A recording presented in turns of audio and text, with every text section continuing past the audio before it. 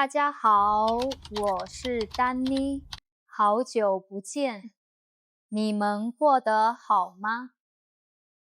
我现在在商场里面购买秋天的第一杯奶茶，你们呢？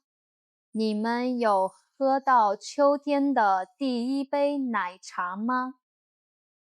上次呢，我有在我的 Instagram 上面发了一张我在家吃火锅的照片。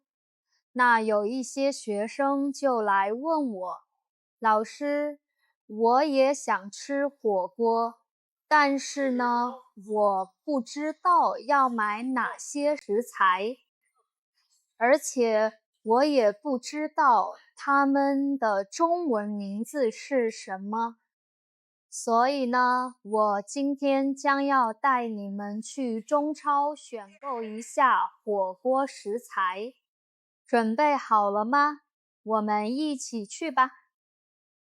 现在呢，我们已经进入到中超里面，跟着我的妈妈看一下我们需要购买哪些食材。我们需要购买一些葱，这个是可以放在火锅底料里面，也可以放在蘸水里面。然后我们还要拿2包金针菇，就是这个，它叫金针菇。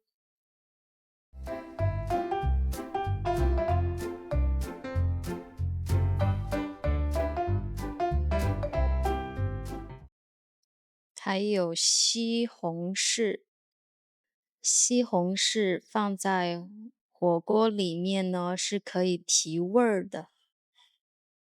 这里还有其他的蔬菜，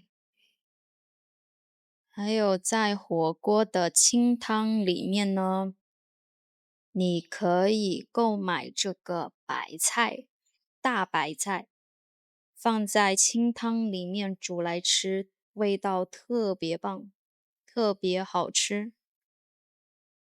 还有就是这个莲藕，上次有学生问我，老师你吃的这个是什么？就是它，但是呢，我们一般都叫它藕片，因为我们通常会把它切成一片一片的，放在火锅里面煮来吃。那吃火锅的话，第一个就是要去选购火锅底料。这个中超里面有各种各样口味的火锅底料。那我自己呢是非常喜欢海底捞品牌的火锅底料。如果你喜欢吃辣的话，你就可以选择红油的火锅底料，它是麻辣口味的。但如果你不喜欢吃辣椒的话，你可以选择这一款番茄口味的清汤火锅底料。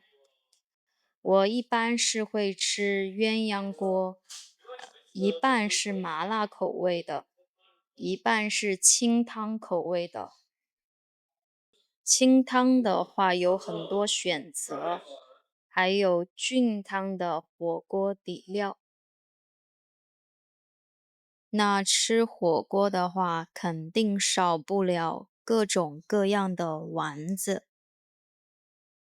但是我会购买这一个福州丸，放在麻辣锅或者是清汤锅里面都非常好吃。还有虾丸，这2个丸子我都非常非常喜欢吃。当然，吃火锅的话，肯定少不了这一个，它叫蒜。放在蘸水里面特别好吃。猜一猜我现在还要去购买什么呢？就是这个，放在火锅里面也非常好吃。所以你们在你们国家的超市里面也可以购买到这一个食材。看我的妈妈一直在购买火锅食材。现在呢，我们来到结账区，因为美国的中超大部分都是人工服务，没有自助服务。首先呢，我选择的锅呢是一个鸳鸯锅，一边可以放麻辣底料，另一边呢可以放清汤底料。在放火锅底料之前，我们可以先放一点水在里面，然后呢，我们再放这个清汤火锅底料。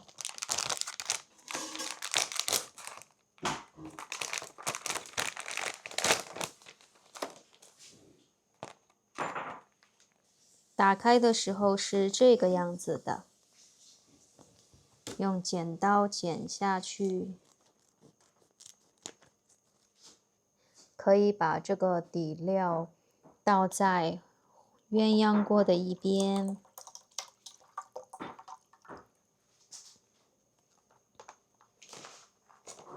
然后再倒入麻辣味的底料。如果你不是很喜欢吃辣椒的话，你可以只放这一个清汤底料。打开是这样子的。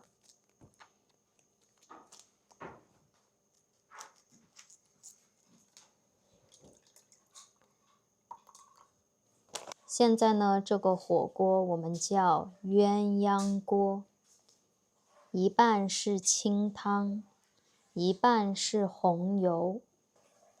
红油是辣的，清汤是不辣的。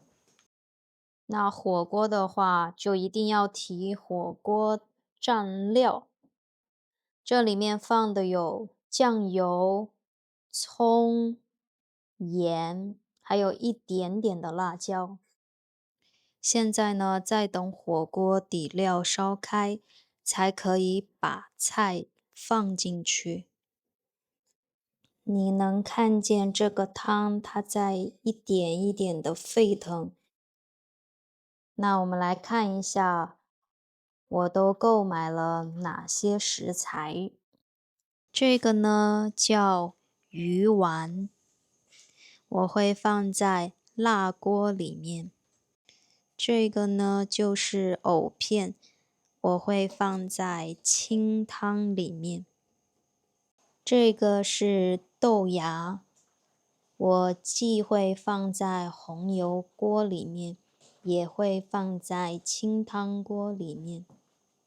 这个呢是豆腐，跟豆芽是一样的，我会放在2个汤料里面。这个呢是金针菇，我喜欢把它放在清汤锅里面吃。这个呢就是牛肉，自己买的牛肉回来切成薄片。这个呢是大白菜，我会把它放在清汤里面。当然，你也可以把它放在红油汤里面，根据自己的喜好。这个呢是甜肠，我不仅放在红油汤里面，我也会放在清汤里面。现在呢，汤已经沸腾了，可以把食材都放进去。现在呢，我们先放丸子。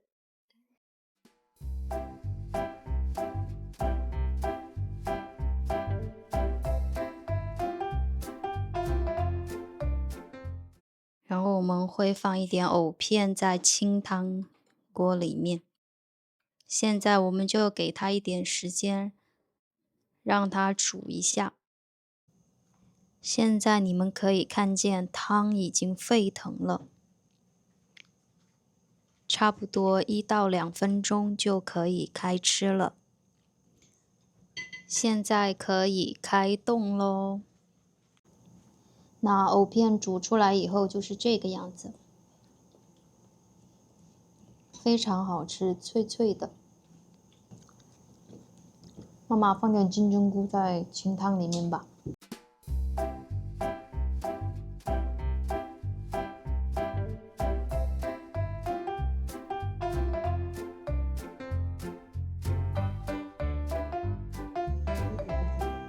金针菇需要煮久一点，不然的话，如果你吃了是生的金针菇，那么你就会拉肚子。